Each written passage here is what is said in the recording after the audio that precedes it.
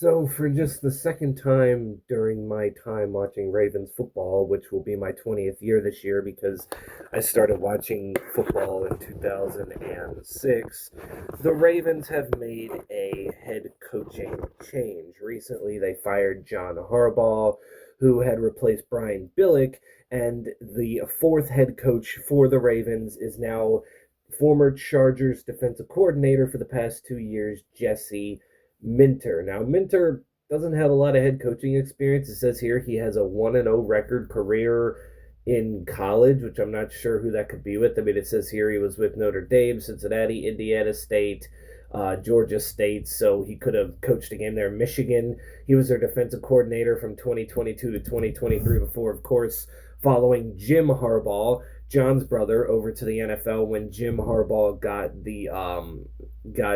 the Chargers job as their head coach.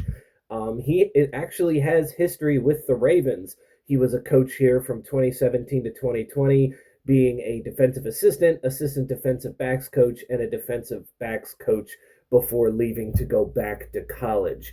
This was a guy who was in my top two. It was either him or Clint Kubiak that I really would have liked to have hired. Now, obviously, Clint Kubiak is still coaching right now with the Seahawks, so we weren't able to talk to him. But, these head coaching positions, sometimes they go too quick enough to where it's like, all right, we got to go. And, he was one of the head coaching candidates that we talked to more than once. I think we talked to him twice.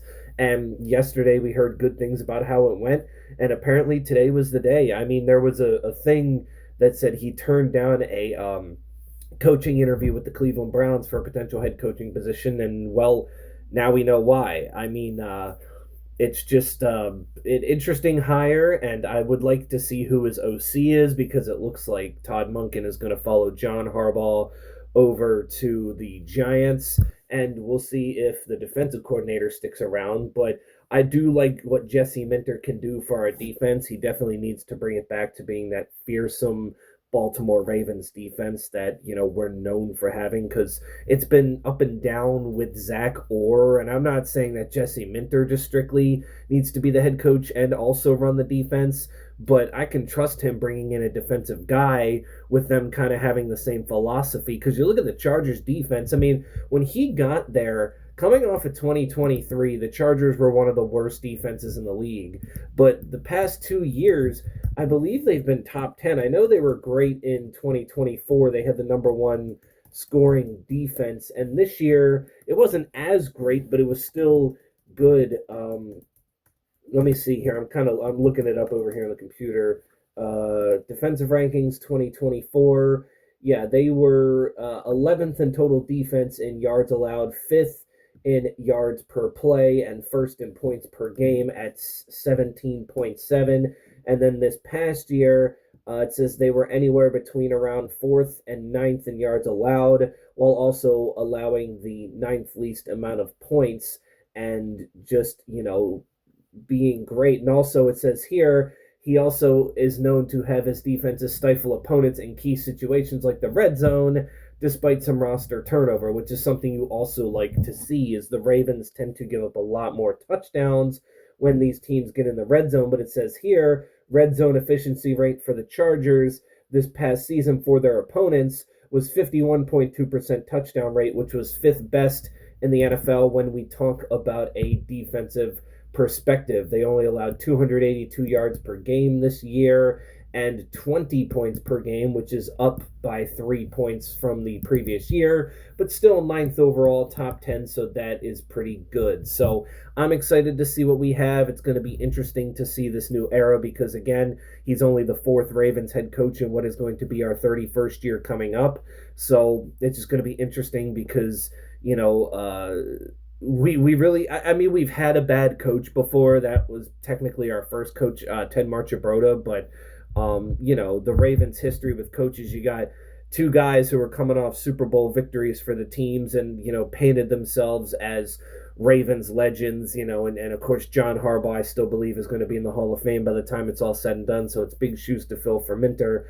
But I am not looking for him to come in and be John Harbaugh because you can only take so many times blowing double-digit leads in the fourth quarter, but when you have a guy who has a defensive mind. Like here too, it says the Chargers also ranked third in passing yards allowed per game this season at 174.4. That's something that we need because we can stop the run on most years. This year maybe a little down. It was up and down this year, but most of the time we can stop the run. It's the pass that usually kills us. But I think with Jesse Minter, things are going to improve on that end. As for the offensive coordinator, I've heard that Lamar Jackson really likes Cliff Kingsbury, so we'll see there. I mean, I wouldn't necessarily be too opposed to it, but I think there could be better options. Now that we know that Todd Monken is pretty much following John Harbaugh to um, the Giants, and we'll just have to see how this goes. I mean, now I'm just going to wait for April for the draft to begin and see what we give Jesse Minter to work with when the offseason starts, because it seems like that press conference Steve Bisciotti had, man, he was pressed on. We are still competing. I don't want anybody to think just because we fired John Harbaugh that we're rebuilding in any way. We are still going to be competing for Super Bowls, and we are going to do whatever it takes. And I have a feeling the first thing that's going to be done, or one of the first things that's going to be done, is a restructured Lamar Jackson contract to free up cap space, along with cutting guys like maybe Marlon Humphrey, who at this point in time are just getting older, and it might just be best to move on at that point, considering you got Nate Wiggins already, pretty much ready to take over as the number one corner. But one thing I'm excited to see with Jesse Minter is he gonna? I think he's gonna fully unleash Kyle Hamilton. I don't even think it's gonna be a question. He knows what he's going to do. I mean, he already had Derwin James in L.A. with the Chargers, so he's already had a pretty solid safety who can do not necessarily all the same things Hamilton can do, but I think they moved Derwin James around on like the line and back in the safety and in the corner spots. So, he knows what it's like to have a safety like this. And with Kyle Hamilton, he's just going to unleash him. Don't be surprised if Kyle Hamilton finishes top 3 in Defensive Player of the Year next year. But yeah, that's really it for me. Those are my thoughts. Would really like to hear in the comments below. What do you think of this head coach hire by the Ravens? Do you think that they should have waited for the Seahawks season to end to interview Clint Kubiak, or are you content with Jesse Minter? Because again, I'm not going to sit here and judge and say it was good and bad. There would have been some candidates that we had hired. I would have said, I don't know, Robert Saleh being one of them. I like him, but at the same point in time,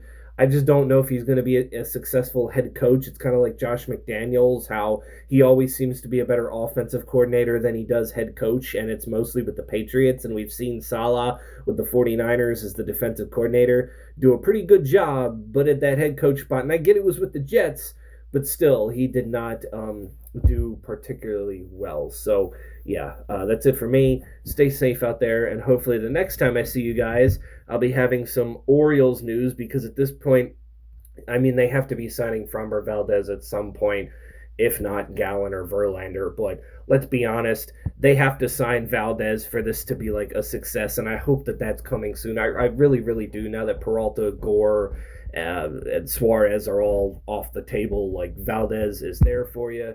Go get him so I can please just talk about it already. But until then, that's it for me, and I will catch you all in the next one.